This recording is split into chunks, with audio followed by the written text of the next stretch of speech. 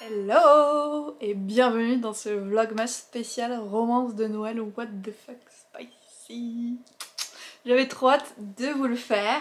Alors je triche un peu parce qu'on est toujours le lundi 19, mais je vais joindre 2 jours de vlog ensemble parce que je suis quand même pas sûre d'avoir le temps de lire toutes les romances le même jour, même si elles sont assez courtes, et j'avais envie de tout vous regrouper dans un seul vlog.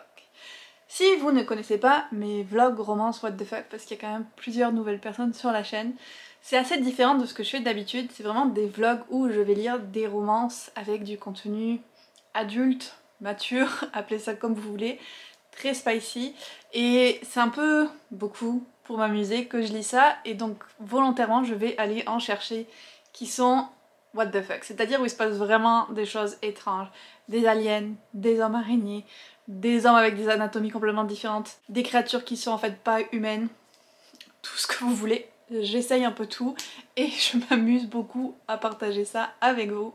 C'est aussi le moment où je fais mon petit disclaimer que si vous faites partie de ma famille, ne regardez pas cette vidéo s'il vous plaît. Voilà, maintenant que j'ai fait mon petit disclaimer, je vais aller direct dans le vif du sujet et vous dire quelles sont les romances que j'ai prévues pour ce vlog très spécial. La première, on va en terrain connu vu que c'en est une de Ruby Dixon qui a écrit la série Barbarian Alien, que je lis régulièrement. Mais là, on est dans une ambiance spéciale des fêtes. On est sur une planète où les humains sont un peu comme des colons qui sont gardés par des aliens qui sont un peu comme leurs concierges, mais au sens très large du terme. Et il y a une jeune femme qui veut essayer de fêter Noël sur cette planète et d'aider une de ses voisines qui se sent pas très bien, et elle va demander l'aide de l'alien qui est en charge de surveiller leur secteur, sauf que lui il comprend pas trop qu'est-ce que c'est qu'elle fabrique cette humaine. Mais très rapidement j'imagine qu'ils vont se trouver des points communs et que ça va faire des étincelles. La deuxième, je l'ai ajoutée tout juste aujourd'hui après l'avoir vue dans une story Instagram, mais j'étais vraiment contente parce que les autres auxquelles j'avais pensé pour ce vlog, j'étais pas sûre qu'elles soient assez spicy. Et celle-là s'appelle Dear Monster Claus. Donc il y a le mot monstre dans le titre, donc on reste dans le thème what the fuck, et on a le thème des fêtes aussi. Alors je ne sais pas vraiment de quoi elle parle, mais ça avait l'air d'être une petite novella de Noël bien sympathique et bien monstrueuse. Donc je vous en dirai plus à la lecture, parce que je dois vous avouer que le résumé m'a pas vraiment aidé à comprendre s'il y avait un enjeu dans cette histoire ou non. On verra ça. Et puis la troisième, c'est plus dans le spicy que dans le what the fuck. Quoique on verra. C'est un harem inversé et c'est Three Swedish Mountain Men. J'ai une amie qui l'a adoré celui-là. Et donc, comme le titre l'indique, ça va être une romance MMMF avec une femme qui se retrouve isolée dans une cabine enneigée en Suède et qui va être comme secourue d'une façon ou d'une autre par 3 beaux hommes suédois. Et ils vont devoir se tenir chaud dans cette cabine pour survivre à l'hiver. Donc c'est ça les 3 que je veux vraiment lire. Possible que j'en ajoute d'autres selon le temps que ça me prend de les lire, on verra, on fera au fur et à mesure. Mais j'ai extrêmement hâte de commencer. J'espère que ce petit vlog va vous plaire et moi je vais attaquer de suite avec le Ruby Dixon. J'aurais vraiment pas pensé que ce serait le mot que j'utiliserais pour parler d'une romance alien, mais c'est trop cute. Je ris, enfin même pas je ris, je souris toute seule en lisant ce livre parce que je le trouve trop chou. Donc j'en suis à 40%. Je me suis dit que c'était un bon moment pour faire une petite update quand même. Donc le personnage masculin, Sinar, aussi surnommé Sin, qui veut dire comme péché en anglais, c'est un alien qui a une queue et des cornes et qui est un peu grand. Je pense qu'il va falloir que j'aille voir s'il y a des fanarts en ligne pour me l'imaginer bien. Et donc il va avec Devin, qui est l'humaine, chercher un arbre de Noël pour sa voisine déprimée. Elle a comme un peu poussé à faire ça, mais il comprend vraiment pas pourquoi elle veut tuer un arbre. Donc ils commencent à mettre cette démarche de faire la fête de Noël ensemble, ce qui va leur permettre de se rapprocher. Et je trouve ça trop mignon parce que elle lui explique Noël et lui il comprend tout de travers, genre tu laisses rentrer quelqu'un chez toi mais c'est un home invader et des trucs comme ça, et c'est vraiment drôle de voir, bah c'est ça, une personne qui connaît pas du tout découvrir Noël et les coutumes de Noël. Puis en même temps il est tellement innocent dans sa façon de penser, c'est ça que j'aime bien je pense avec les aliens de Ruby Dixon, qui sont vraiment trop choux et innocents et tellement juste contents pour des petites choses. Je les aime trop. C'était pareil dans Ice Planet Barbarian. Et c'est vraiment mignon. Par contre, je me rends compte qu'il me manque un peu de... Un truc qui me gêne dans l'œil. Pardon. Donc je me rends compte qu'il me manque un peu de background parce que c'est la 4e novella dans la série. J'ai cru comprendre que la Terre avait été détruite, que les êtres humains ont été amenés sur cette planète et que cette espèce d'alien là les a comme recueillis ou enlevés, je sais pas trop. Mais c'est clair qu'il me manque des infos, donc il faudrait que j'aille lire les 3 premiers tomes. Ce qui est intéressant aussi, c'est que c'est une espèce qui apparemment est assez germophobe et donc qui aime pas du tout le toucher. Je dis bien normalement, parce que clairement ça va pas être le cas très longtemps. Et donc ça amène des petits quiproquos aussi. Et ce qui fait que elle le trouve de plus en plus attirant, mais elle croit que lui veut vraiment rien avoir à faire avec elle. Et vice versa, à cause de propos qui ont eu et que chacun a comme interprété à sa façon. Donc je trouve ça vraiment mignon, c'est le genre de malentendu chou quoi. Donc c'est à peu près ça qui s'est passé pour le moment. Là il y a eu un tout petit baiser entre les deux. Donc on va voir, j'imagine qu'on va arriver à la partie spicy bientôt, mais pour le moment je trouve ça trop chou. Je m'y attendais vraiment pas. Je me sens trop bête. Les aliens dans ce livre, c'est la même race que les aliens dans Ice Planet Barbarian. Et j'avais pas capté. Alors qu'elle dit que ils ont comme des cornes et une queue, et à un moment elle parle d'un ridge qu'il a. Ah oui, sa langue a des ridges, et j'avais pas capté. Et le seul moment où j'ai compris enfin, c'est quand elle dit qu'il est bleu. Et là j'étais comme bleu, ridges, cornes, queue. Oh, c'est les mêmes que dans Ice Planet Barbarian.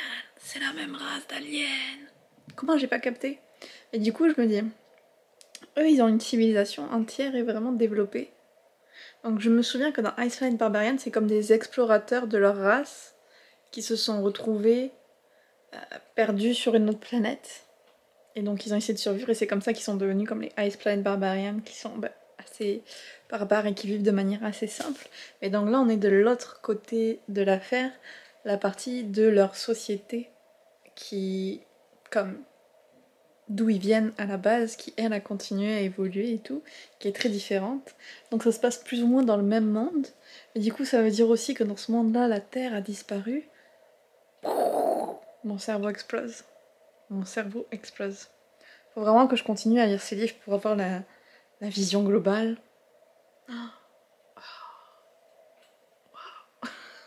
La révélation. Mais je trouve ça hyper intéressant du coup que elle puisse en explorer toute une partie avec Ice Planet Barbarian et juste ce petit échantillon de la population de cette race alien qui s'est retrouvée rescapée sur une planète plus ou moins déserte versus leur population centrale. Je trouve ça hyper fascinant d'un point de vue ethnologique. Oh. Sinon ça commence à devenir assez spicy. Il est très innocent notre jeune alien, genre très innocent, si vous voyez ce que je veux dire.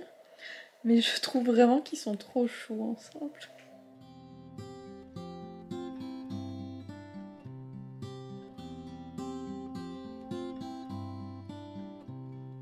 Cold nips at your toes,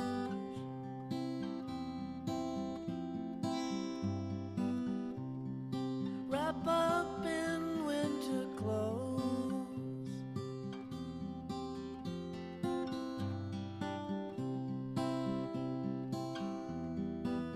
Can you be mine for Christmas? Can you be mine? Ça y est, j'ai fini When She's Mary. C'était trop cute. Franchement, je pense que c'est la romance de Noël que j'ai préférée jusqu'à maintenant que j'ai lue et je trouve ça assez fou à dire. Je m'y attendais pas, mais c'était trop cute jusqu'au bout. C'est sûr qu'on a eu des scènes très steamy et spicy parce que l'autrice elle décrit quand même ce qui se passe.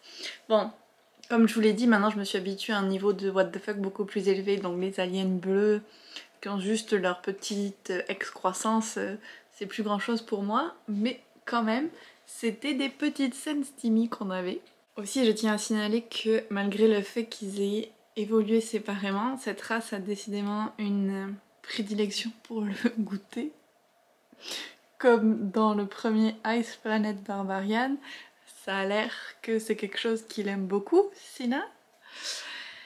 Et il y a un passage, je pense que je vais vous le lire parce que ça m'a fait tellement rire et ça... comme ça fait écho à quelque chose que je dis souvent et qui m'énerve dans ce type de romance-là. Donc, je vais vous lire le passage. To my intense relief, he's not packing an absolute monster like so many of his race are. He's nice. Il y a Johan qui rigole derrière. He's nice and plenty big for a human woman like myself, but not so big that he'll rearrange my organs. I feel like Goldilocks in that I found my just right after a past of too big and I sigh with pleasure. C'est tellement... Ça m'a fait tellement rire ce passage-là parce que à chaque fois que tu lis des romances aliens ou avec des monstres, justement, c'est monstrueux. Et en parlant de réarrangement d'organes, c'est littéralement ce qui se passe dans A Soul to Keep. Ça m'a fait incroyablement rire ce passage-là, franchement. Qu'il a la taille parfaite parce qu'il est un peu petit pour son espèce. J'ai adoré, j'ai adoré. J'aime vraiment ce type de personnage comme Shinaf qui a cette innocence et cette envie de rendre l'autre heureux comme ça, c'est vraiment trop chou, je trouve. Et il adore faire des blagues aussi, il a beaucoup d'autodérision donc j'étais trop fan, je pense que c'est mon nouveau alien numéro 1 en fait. Et sinon, plus sérieusement, j'ai trouvé que les sujets de la santé mentale et notamment de la dépression étaient quand même bien abordés pour une novella, donc ça c'était une bonne surprise. Et au final, j'ai préféré la façon dont la relation se met en place dans ce livre-là par rapport à Ice Planet Barbarian parce que c'était beaucoup plus organique. Genre, il n'y avait pas les parasites qui les obligent à se mettre ensemble et à ce qu'elles tombent enceintes et tout ça, les filles. Donc ça, c'était vraiment cool, il n'y avait pas cet enjeu-là. Donc pas de pression sur le côté, est-ce qu'elle va être enceinte ou pas. J'apprécie. Et je sais pas, plein de niveaux, ça me paraissait une relation beaucoup plus saine au niveau du temps qu'il fallait aussi pour... qui se disent je t'aime ou des choses comme ça, enfin bref, j'étais trop fan de cette novella, j'ai adoré, vraiment. Donc là je vais faire une petite pause et puis je vais attaquer la deuxième, Dear Monster Claus. Je vous fais une petite update d'ici, ça fait un moment qu'on n'a pas vu cette pièce parce que Johan cuisine donc j'essaye de limiter les bruits, mais je voulais quand même vraiment vous parler de ce livre parce qu'il y a un moment où je me suis dit what the fuck am I reading? Je pense que ça va être la romance la plus what the fuck des trois. Je ne m'attendais pas à ça. Donc pour rappel, je lis... comment il s'appelle? Dear Monster Claus. Et alors ça commence en fait, l'héroïne, on découvre qu'elle est une cupide, donc une forme de cupidon. Et il y a d'autres cupidons avec elle, donc on reconnaît un peu les noms, la mythologie grecque, d'autres mythologies et tout. Et elle est désespérée parce qu'elle ne trouve pas l'amour pour elle. Elle peut le donner aux autres, mais elle ne le trouve pas pour elle. Et donc elle va aller dans un centre commercial et faire un vœu à un Père Noël de centre commercial de trouver l'amour. Lui il se fout de sa gueule donc elle apprécie pas trop.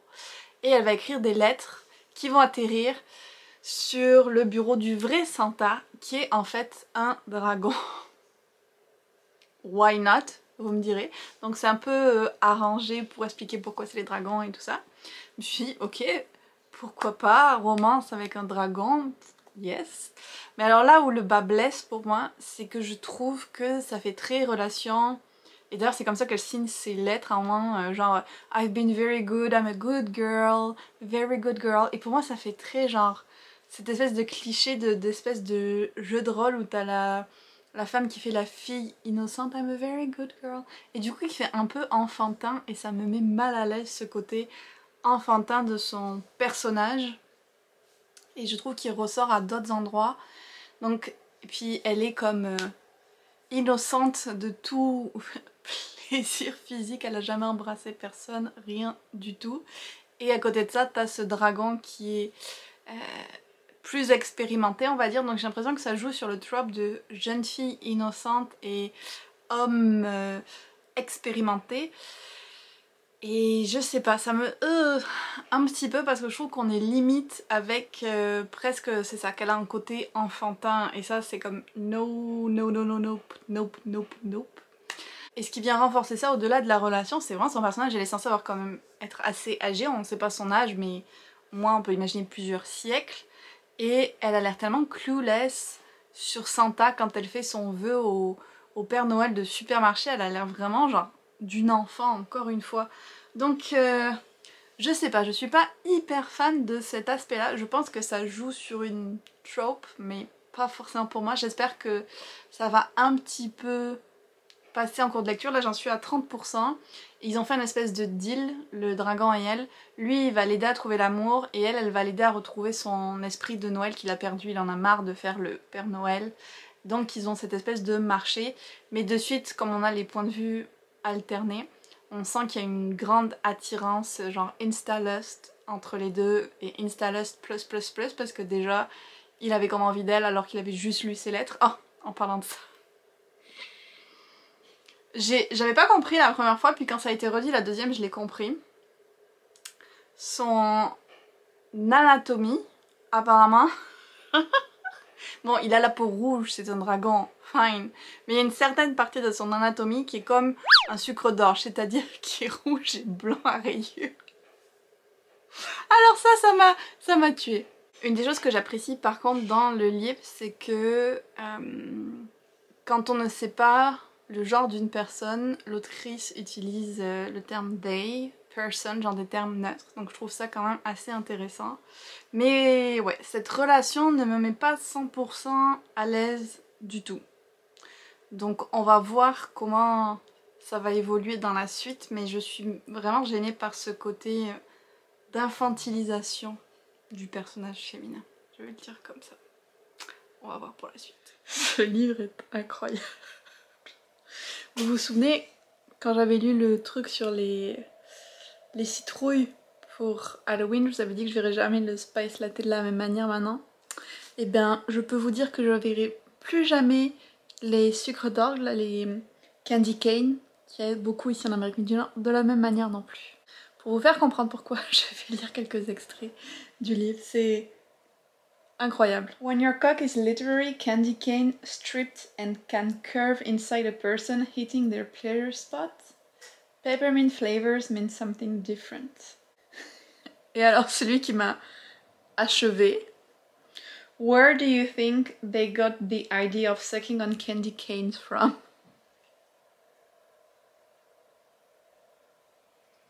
Mais qu'est-ce que je suis en train de lire?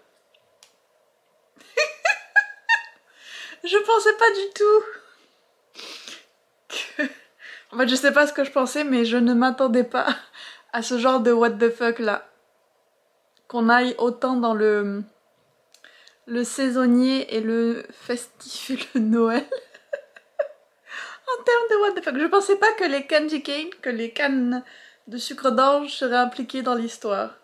Du tout, ça ne m'avait pas effleuré l'esprit. Waouh! Vous voyez, j'arrive encore à être surprise malgré le nombre de romans what the fuck que je lis.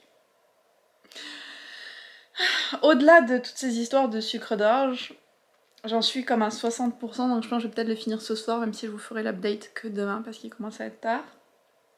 Mais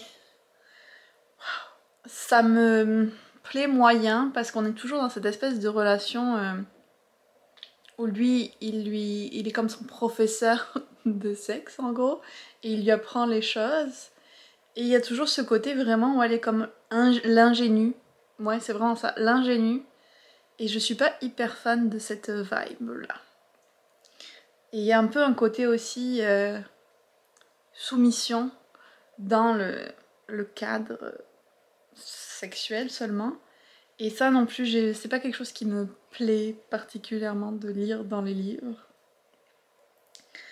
Donc je sais pas trop si j'apprécie vraiment. Je pense pas en fait, on va être honnête, je pense pas que j'apprécie vraiment. Mais je le lis juste pour le côté what the fuck parce que sinon j'aurais jamais su d'où ça venait l'origine de manger des sucres d'orge à Noël. Vous voyez, j'apprends des choses avec ce livre quand même. Donc c'est vraiment pour ce côté culture et intellectuel que je lis. Ben oui. It's a Christmas gift that keeps on giving. Ce livre n'en finit pas. J'avais pas prévu de vous refaire d'update ce soir, je vous avais dit je vais attendre de lire. Mais écoutez, je peux pas. Je peux pas attendre. En même temps, j'aurais dû m'y attendre. Ce n'est que la conclusion logique à ce qu'on avait avant. Tout comme la citrouille avait une conclusion logique.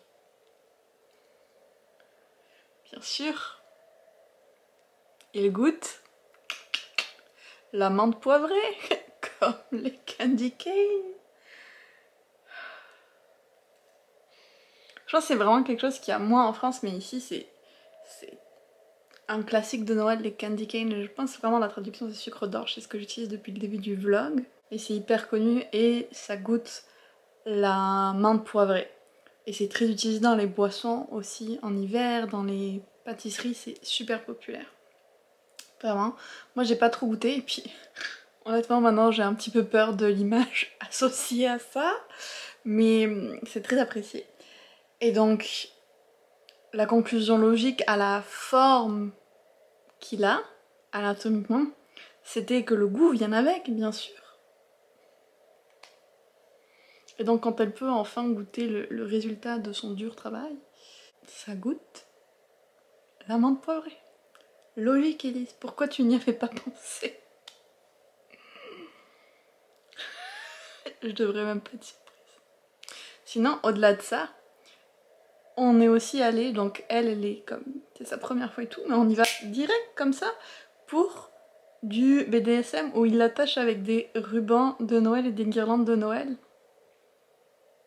Qu'on n'aurait pas pu y aller un petit peu plus soft pour la première fois, bien que ça n'ait pas l'air de la déranger elle, hein, il y a du consentement, on a ça et tout, mais quand même.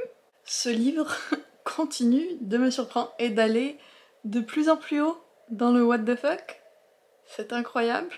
Je vous retrouve pour la suite de mon double vlog spécial romance spicy. Bon, pour vous ça fait 2 secondes, mais pour moi il y a pas mal d'heures qui sont passées. Hier soir, j'ai fini Dear Monster Claws, toujours un bug sur le titre. Et comment vous dire, quand je vous disais que c'est A Gift That Keeps On Giving, jusqu'à la fin, jusqu'à l'épilogue, ça continue de nous révéler des surprises sexuelles insoupçonnées. Voilà, je vais pas en dire plus parce que je vous en ai déjà dit beaucoup sur ce livre, mais ça continue, vraiment.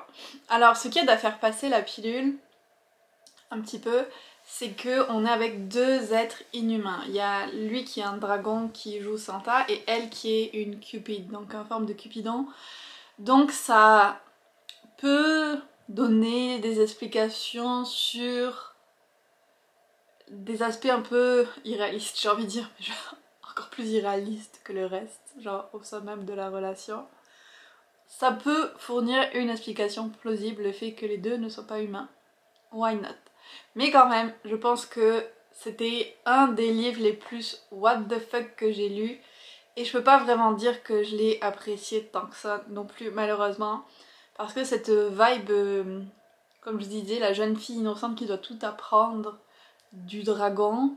En même temps, je viens de capter que ça joue aussi sur les légendes des dragons qui kidnappaient les jeunes vierges au Moyen-Âge ou je sais plus quand. Donc c'est intéressant, il y a quand même de la recherche de fait, j'ai envie de dire, pour transformer le Père Noël en Santana dragon. C'était l'aspect intéressant. Aussi, c'est un livre d'une auteurice latinex, donc ça c'était... Je suis quand même contente d'avoir lu quelque chose par quelqu'un qui n'est pas une femme blanche, parce que quand même la plupart des romances de Noël que j'ai dans ma liste c'était le cas, donc au moins ça varie un peu et ça amenait d'autres thèmes dans la lecture aussi.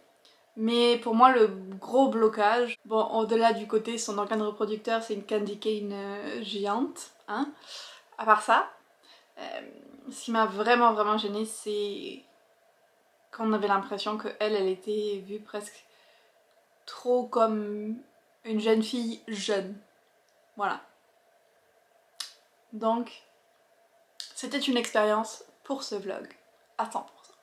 Maintenant la prochaine que je vais commencer c'est Three Swedish Men ou quelque chose de ce genre là, mais je vous aurais mis la couverture. Et j'en ai entendu des bonnes choses par contre d'une amie avec qui on a pas mal de goûts communs en termes de ce type de romance. Donc j'ai hâte de tester, je pense que ça va être moins what the fuck parce que c'est comme dans notre monde, donc il n'y a pas d'aliens, il n'y a pas de monstres. C'est juste le nombre de participants qui est un peu plus différent on va dire des autres romances. Je me suis fait un thé de Noël mais il est encore très chaud. J'attends un petit peu pour le boire. Avant d'attaquer cet autre livre, par contre, je vais quand même ouvrir les calendriers. Petit thé. Je trouve pas le vin. C'est un chocolat avec des fruits secs, je pense. Ce calendrier est en train de tomber littéralement en morceaux. Le petit marque-page du jour.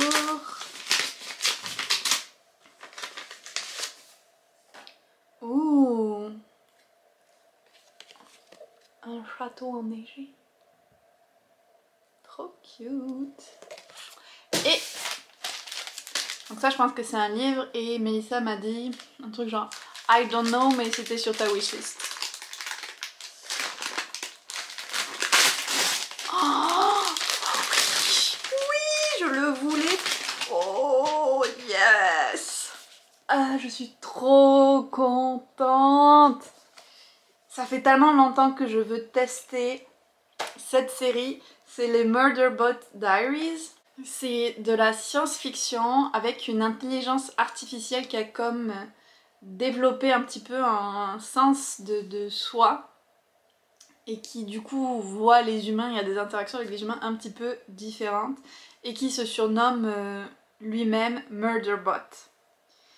Et l'enjeu va être qu'il va y avoir une mission qui va mal tourner et que ça va être à ce Murderbot de découvrir qu'est-ce qui s'est passé. Mais j'en ai entendu tellement de bien, je suis trop contente. Oh, vraiment. Merci Mélissa. Donc maintenant je vais faire un petit goûter clémentine, chocolat et thé. Et je vais attaquer ma romance. J'ai trop hâte parce que j'ai vraiment eu une longue journée au travail. Ça va faire du bien de décompresser un petit peu. Je me suis changée en tenue confortable d'intérieur. Ça fait du bien. Et j'en suis à 15% du livre. Et j'avais envie de vous faire une petite update même si c'est tôt parce que on est passé de 0 à 100 très rapidement. Enfin, hypothétiquement, parce que ça se passe dans un rêve, mais quand même. En fait, j'avais oublié cette partie-là, mais l'héroïne Daisy part en Suède depuis l'Angleterre pour échapper à un peu sa vie qui est tombée en 1000 morceaux. Quand son ex a posté, je pense, une vidéo ou quelque chose d'elle, caractère sexuel, on n'a pas encore trop de détails sur ce qu'il a fait. Mais en gros, elle s'est fait virer son travail, ses parents veulent plus entendre parler d'elle, et je trouve ça quand même vraiment dur quand même, genre que même tes propres parents ils veulent pas te soutenir alors que c'est pas sa faute ce qui s'est passé, c'est son ex le... Donc elle décide de partir en Suède peindre parce qu'elle est professeure de peinture et passer un petit moment là-bas et se faire oublier parce qu'elle est passée aux nouvelles nationales et tout ça, donc plein de gens la reconnaissent. Et alors qu'elle vient d'arriver en Suède et qu'elle décide de faire un tour en voiture, elle a un accident d'auto et elle se fait trouver par deux très bels hommes. Et comme sa voiture n'est pas réparable et qu'il y a une tempête de neige qui arrive, pas de chance, ils vont la ramener chez eux, dans un chalet ou une petite maison qui a l'air tellement belle et tellement confortable, cosy au milieu des bois dans la neige avec les murs rouges et tout, franchement, oh, ça donnait tellement envie. En plus des gens qui habitent dans la maison, juste la maison en elle-même. Et donc il y a un troisième gars qui l'a, et donc elle est comme un peu méfiante d'eux, ce qui se comprend. Elle est méfiante encore plus à cause de ce qui s'est passé avec son ex. Et là, elle vient de s'endormir sur leur sofa et d'avoir un rêve avec les trois qui s'occupent d'elle. Et je suis comme... Bon, bah, son cerveau est en mode go for it, apparemment. Et ce qui est intéressant, c'est qu'à un moment, il y a un des personnages qui a laissé échapper que c'est une de leurs ex, mais genre il a dit notre ex, comme si c'était l'ex de plusieurs personnes, puis après il s'est repris. Et donc ça donne un indice sur peut-être le type de relation qu'ils ont, et je suis assez intriguée. Mais son rêve, ça a commencé fort, quoi, genre... Waouh, j'étais un peu surprise, je m'attendais pas parce que c'était plus doux, on va dire, comme départ. On apprend à connaître les personnages, on voit et tout, puis là, pa, d'un coup, on a ce rêve qui vient vraiment monter la température d'un cran. Donc écoutez, pour le moment c'est quand même intéressant, même si ça me semblait un peu out of nowhere. Je sais pas si ça va comme accélérer les relations dans la réalité ou pas qu'elle ait eu ça. Mais je trouvais ça un peu bizarre de l'avoir placé là. Et une petite remarque comme ça, elle dit qu'elle parle de la Laponie en Suède, mais Laponie c'est en Finlande. Voilà, je voulais juste préciser. La géographie apparemment, c'est pas le fort des autrices de romance. Hein. Petite update parce qu'on a eu la première scène spicy du livre. Free. Donc à peu près 35% je pense, ou un peu moins de 40% en tout cas, je suis là et je viens de finir le chapitre. Et c'était very spicy. Je vais avouer que ces 3 hommes, c'est un peu un rêve. Ils ont cette cabane en Suède, ils sont tous très beaux, of course. Il y en a 2 qui lisent beaucoup, il y en a un qui fait la cuisine, il y en a un qui est un docteur. Yes, to all of that. Et ils font vraiment, vraiment rêver. Ils disent qu'en fait ils partagent les femmes, mais genre dans le sens c'est vraiment harem inversé du coup avec 3 hommes pour une femme, il n'y a rien qui se passe entre eux. C'est vraiment juste avec la femme. Et on expérimente ça avec la première scène entre Daisy, donc la fille, Raven et... mince, j'ai oublié son nom déjà. Ellie. Et c'était très spicy. Genre, la fille n'a jamais fait ça, mais elle n'hésite pas 2 secondes. Et tout se passe bien sûr très très bien. Donc c'était assez intense comme scène, mais c'était quand même bien écrit et il y avait vraiment le consentement qui était là. Il y avait la protection aussi qui était là, sans que ça casse le sexy de la scène. Comme quoi ça peut se faire et j'apprécie beaucoup que ça soit fait. Donc c'était vraiment sympa à lire. Maintenant je suis curieuse de voir comment le dernier gars, Cole, qui ne l'apprécie pas trop, va venir se mêler au mix. Et un autre truc qui m'intrigue beaucoup, c'est qu'apparemment les 3 ont eu une ex qui s'appelait Joanna. Et ça s'est mal terminé et il y a eu comme des histoires avec elle, donc je suis vraiment curieuse de voir qu'est-ce qui s'est passé là-dedans. Ce n'est pas vraiment l'ambiance Noël, c'est l'ambiance hivernale pour sûr, mais pas vraiment Noël. Mais j'aime vraiment pas mal pour le moment, les personnages sont vraiment chouettes. Mon seul regret c'est que ça aille vraiment très vite, j'aurais bien aimé qu'il y ait plus de temps pour d'autres aspects de se développer avant qu'on y aille writing. Mais bon, c'est une romance de ce type-là, c'est comme ça, you go with the flow. J'aime quand même vraiment pas mal. Oh my god, je suis en train de vivre l'intensité de ma vie dans une romance, c'est pas possible. Je suis en stress. J'en suis à 67% du livre. Il y a eu une scène très steamy avec les 3 gars et elle, et franchement, on ne peut qu'applaudir les capacités de cette fille. Et son talent incroyable pour certaines choses, voilà, elle a l'air comme extrêmement talentueuse, je vais le dire comme ça. Mais là, et puis franchement j'adore les 3 personnages masculins et tout, c'est vraiment trop bien le setting et tout. Bon, le côté relation physique est arrivé vraiment vite, mais c'est quand même intéressant comme relation. Je suis vraiment dans le noir, mais c'est parce que je lisais sur ma liseuse. Attendez. Ok. Je pense que j'ai l'impression que ça arrive vite aussi parce que on a eu une scène, bon, comme je vous disais, avec 2 gars et elle. Puis après, il y a comme plusieurs jours qui passent et juste en résumé, genre... ils font beaucoup de sexe tous les jours et tout ça, mais on voit plus des tranches de vie. Puis ensuite, il y a la scène spicy avec les 3 gars. Donc c'est espacé dans le temps, mais on le sent pas vraiment. Puis bon, espacé de comme, quelques semaines max, là. Et... j'aime bien quand même son personnage à elle parce que elle... comme elle a du mordant, on va dire, avec le gars qui est un peu plus ours bourru, et leurs dialogues à tous les deux sont vraiment très drôles, j'aime beaucoup. Et aussi elle sait ce qu'elle veut quand même, cette fille, et je trouve ça cool pour une fois que ce soit pas genre la fille qui est en mode submissive ou quoi que ce soit, donc c'est différent et ça j'aime bien aussi. Mais alors je vous avais dit que je pensais que son ex-boyfriend avait dû lâcher une vidéo sexuelle d'elle, et apparemment c'est bien ça qui s'est passé. Parce que lui il veut pas la lâcher, il continue à lui envoyer des messages qu'elle ignorait et tout. Et là, il l'a retrouvée et il a dit aux autres gars qu'elle mentait sur qui elle était. Du coup, Raven, qui est celui à qui l'ex-boyfriend a parlé, décide d'aller voir en ligne qui elle est, et elle peut pas supporter l'idée qu'il puisse voir sa vidéo.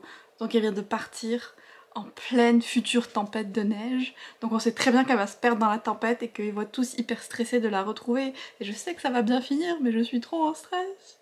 Donc c'est pour ça que je vous ai pris dans le noir sans même allumer la lumière, parce que j'étais comme... Pour une fois que ce genre de sentiment m'arrive dans une romance, il faut que je le partage. Sur ce, j'y retourne.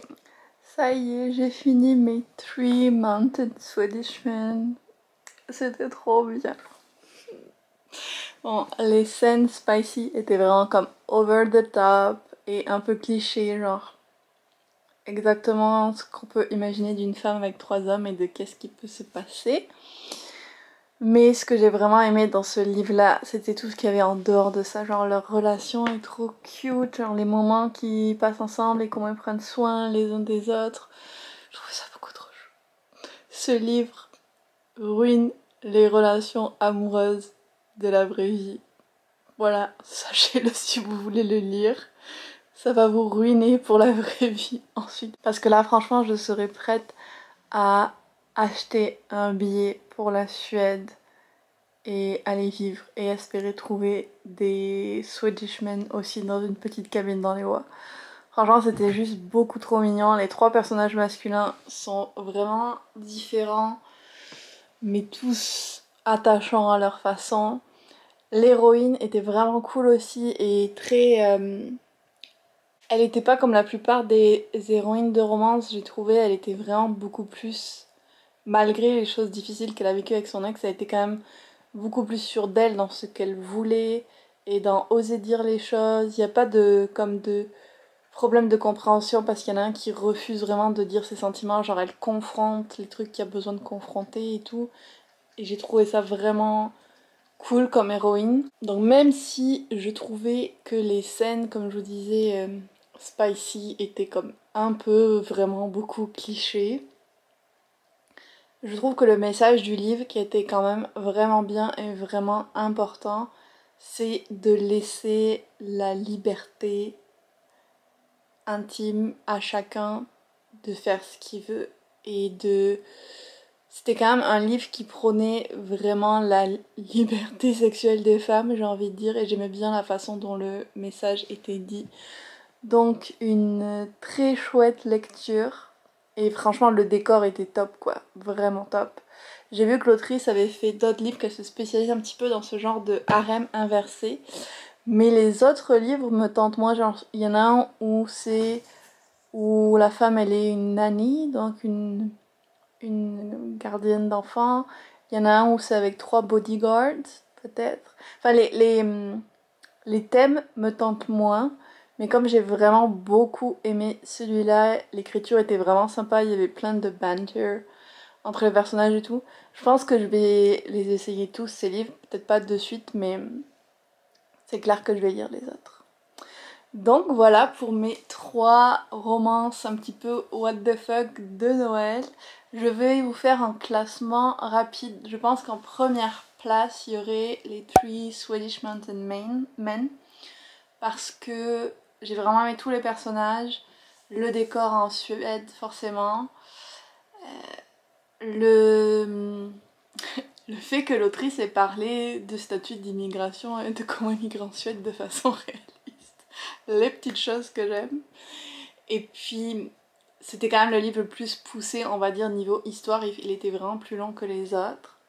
En deuxième place, et vraiment pas loin, il y a When She's Mary, parce que même s'il était court, je l'ai vraiment trouvé trop cute niveau romance, et puis l'alien faisait que c'était moyennement what the fuck par rapport à d'autres que j'ai lus, mais un petit peu quand même. Et vraiment low, low, low, low, low, il y a Dear Monster Claus, parce qu'alors celui-là, très what the fuck, mais pour tout le reste, j'ai pas du tout accroché. Donc si je devais vous en recommander, ce serait vraiment les 2 que je vous ai dit, la 3 Swedish Mountain Men et When She's Mary. Ceux-là, vraiment, ouais, je les recommande sans problème, si vous aimez ce genre de lecture, bien sûr. L'autre, passez votre chemin. Vraiment. Donc voilà qui conclut ce petit vlogmas un petit peu spécial, mais je pouvais pas rater l'occasion de parler de romance en mode Noël et qui était vraiment spicy. Donc j'espère que ça vous aura plu. Comme d'habitude, n'hésitez pas à me mettre des recommandations s'il y a des romances que vous aimeriez me voir tester. Et on se retrouve demain pour le prochain Vlogmas.